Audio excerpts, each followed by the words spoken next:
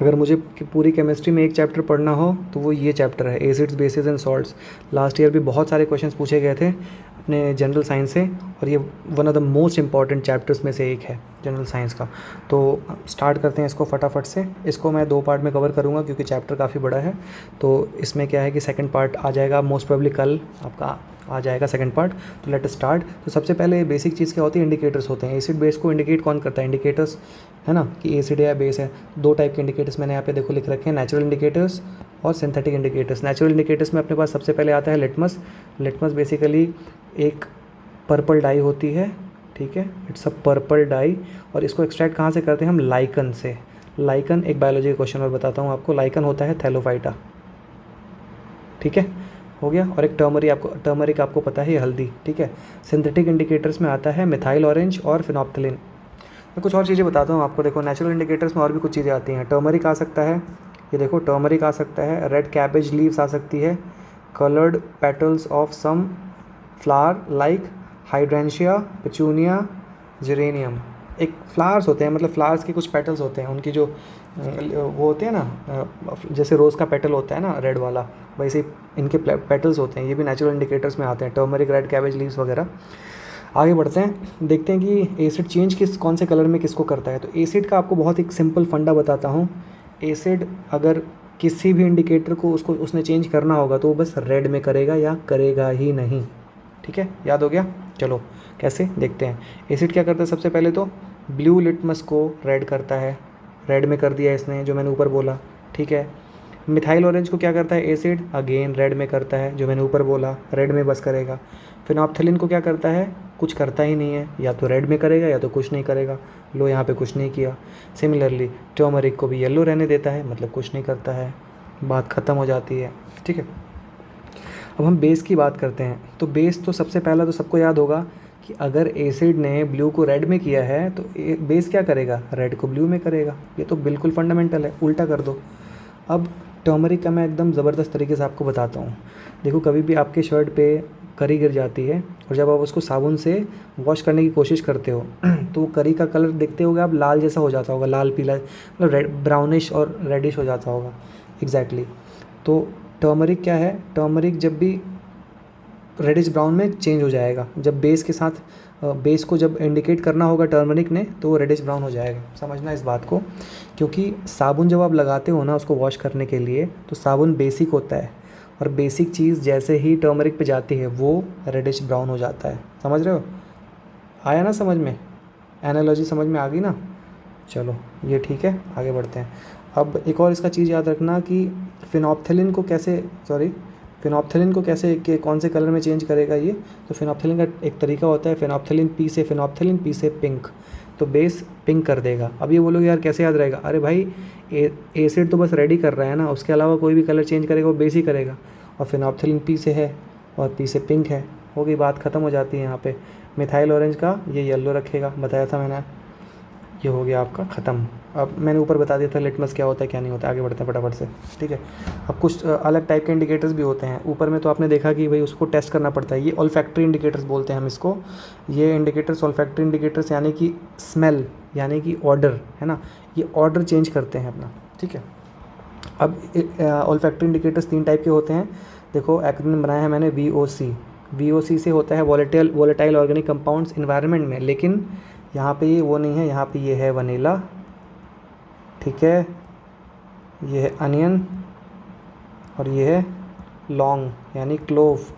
Vanilla, onion और clove, है ना, वनीला, अनियन, क्लोव, ये ऑल्फैक्टरी इंडिकेटर्स होते हैं, याद रखना आप। कुछ रिएक्शंस हम देखते हैं क्या क्या कौन कौन क्या क्या करता है, ठीक है। तो अब हम देखेंगे कि एसिड या बेस मेटल के साथ कैसे रिएक्ट करता है। एक एग्जांपल से समझाता हूँ आपको। आप जिंक ले लो, ये एक मेटल है, और इसको सल्फ्यूरिक एसिड के साथ रिएक्ट करवाते हैं, डिस्प्लेसमेंट होता है, जिंक सल्फेट बन जाता है और हाइड्रोजन गैस यहाँ से निकल जाता है, ठीक है। सिमिलरली अगर आप बेस लेना चाहो, एक पेक्यूलियर सा आपको लगेगा लेकिन ये ज़रूरी है। देखो मेटल मैंने ले लिया और इस बार मैंने जो बेसिक ले लिया वहाँ पे मैंने H2SO4 ले लिया था एसिड, अब यहाँ पे मैंने ले लिया सोडियम हाइड्रोक्साइड। तो यहाँ पे ये जो बेस है ये कैसे रिएक्ट करता है, बेसिकली सॉल्ट और उसको हाइड्रोजन गैस ही छोड़ना है ना, या सॉल्ट बनाएगा और हाइड्रोजन गैस को रिलीज़ करेगा। तो देखो यहाँ पे भी सॉल्ट बन गया Na2ZnO2, ये सोडियम जिंकेट है। ये जो सॉल्ट बनेगा ना, जब NaOH और जिंक रिएक्ट करेगा तो ये बनेगा सोडियम जिंकेट, है ना। और हाइड्रोजन गैस तो इसने छोड़ना ही था, ऊपर में भी ऐसे ही हुआ था, जिंक, है ना, जिंक सल्फेट और हाइड्रोजन गैस। आगे बढ़े, चलो लेट्स मूव ऑन। ये बहुत इंपॉर्टेंट है, इससे ज़्यादा इंपॉर्टेंट पॉइंट है ही नहीं कुछ, है ना, बहुत इंपॉर्टेंट है। मेटल कार्बोनेट्स के साथ या मेटल हाइड्रोजन कार्बोनेट्स के साथ कैसे एसिड रिएक्ट करेगा, बहुत बहुत बहुत इंपॉर्टेंट है। इसको रट लेना, कुछ मत करना, रट लेना, ठीक है। तो जब भी मेटल कार्बोनेट, है ना, मेटल कार्बोनेट के साथ एसिड रिएक्ट करेगा तो वो बनाएगा salt plus water plus carbon dioxide. याद कर लिया, बस याद कर लेना भाई मेरे, ठीक है। ये मेटल हाइड्रोजन कार्बोनेट है, एक सेकंड, ये मेटल हाइड्रोजन कार्बोनेट है। अब ये देखो मेटल कार्बोनेट है, सेम काम करेगा, सॉल्ट, कार्बन डाइऑक्साइड और वाटर। तो मेटल हाइड्रोजन कार्बोनेट या मेटल कार्बोनेट के साथ अगर एसिड रिएक्ट करेगा तो वो बनाएगा salt, water and carbon dioxide, ठीक है। समझ में आ गई ना बात। चलो आगे बढ़ें। अब ये एक दूसरे के साथ कैसे रिएक्ट करता है ना, acid base, basically neutralization reaction होता है ये, और कुछ नहीं होता।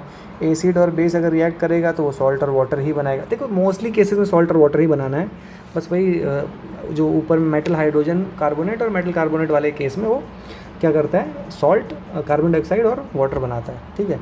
तो एसिड बेस का आप देख लेना यार, मतलब H2SO4 ले लो चाहे से तो, और बेस में आप NaOH ले लो, इसको रिएक्ट करा के देख सकते हो आप, है ना। क्या बनेगा, NaSO4 बन जाएगा, ठीक है, ये वाला और ये वाला, और यहाँ पे अगेन H2O बन जाएगा, काम ख़त्म हो गया। मतलब ये सॉल्ट बन गया और ये वाटर बन गया, जैसा हमने देखा था ऊपर में, कोई आश्चर्य की बात नहीं है, ठीक है। राइटिंग वाइटिंग छोड़ देना, मैं तो बस निपटाने की कोशिश कर रहा हूँ आप लोगों के लिए, ठीक है। अब देखो एक और रिएक्शन है, यहाँ पे हमने क्या लिया है, बेस है ये, ठीक है। हमने वहाँ पे ऊपर में क्या लिया था, यहाँ पे देखो एक और चीज़, यहाँ पे मेटेलिक ऑक्साइड के साथ कैसे रिएक्ट करेगा, मेटेलिक और नॉन मेटेलिक ऑक्साइड के साथ कैसे रिएक्ट करेगा। तो metal oxide plus acid, salt और वाटर, अगेन वही बनाएगा। मेटल ऑक्साइड में ले लो यार कुछ भी, ZNO ले लो, एसिड में H2SO4 ले लो, अगेन सबसे फेवरेट, ठीक है। अगेन वही ZnSO4 वाला काम, और अगेन वही H2O वाला काम, कुछ बदला नहीं है, वही हो गया मेटल ऑक्साइड।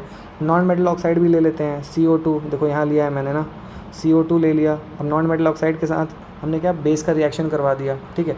मेटल ऑक्साइड के साथ एसिड का करवा के देख लिया, ठीक है। अब नॉन मेटल ऑक्साइड के साथ बेस का रिएक्शन करवाओ, तो जब CO2 का CaOH2 के साथ करवाओगे तो क्या मिलेगा, अगेन सॉल्ट मिलेगा और अगेन वाटर मिलेगा। तो चाहे मेटेलिक ऑक्साइड हो, चाहे नॉन मेटेलिक ऑक्साइड हो, चाहे एसिड से रिएक्ट करवाओ, चाहे बेस से रिएक्ट करवाओ, मिलना तुम्हें वही सॉल्ट और वाटर ही है, ठीक है। आगे बढ़ें फटाफट से। हाँ, एक छोटी सी चीज़ बताना चाहूँगा, ग्लूकोज और अल्कोहल, ठीक है। ग्लूकोज C6H12O6 आपने पढ़ा होगा फोटोसिंथेसिस में, और अल्कोहल C2H5OH, है ना, इसको इथेनॉल भी बोलते हैं। ये इसको आप पानी में डालोगे ना तो ये टूटेगा नहीं, जैसे कि वो तो टूट जाते हैं ना, जैसे सपोज़ एसिड वगैरह CH3COOH है तो ये ब्रेक हो जाता है CH3COO- और H+ में, और ये जो H+ है ये वाटर के साथ रिएक्ट करके हाइड्रोनियम आयन बनाता है H3O+, ठीक है। बट ये ग्लूकोज और ये अल्कोहल, ये नहीं, ये ऑर्गेनिक कंपाउंड है, तो ये क्या कोवैलेंट बॉन्ड बनाते हैं, ये कोवैलेंट बॉन्ड बनाते हैं, ठीक है। ये टूटते नहीं हैं इसको वाटर में डालोगे तो। अब आयनिक वाले क्या होते हैं, आयनिक कंपाउंड्स क्या होते हैं, पानी में डालने से वो ब्रेक कर जाते हैं, टूट जाते हैं कॉन्स्टिट्यूएंट अपने उसमें, एनायन और केटायन में, ठीक है। ये नहीं टूटते, ठीक है, और ये एक्सेप्ट भी नहीं करते इलेक्ट्रॉन्स, ठीक है। तो इतना ही रखते हैं आज के लिए, अगला कल कर लेंगे जो बचा है, ठीक है। Till then bye bye, take.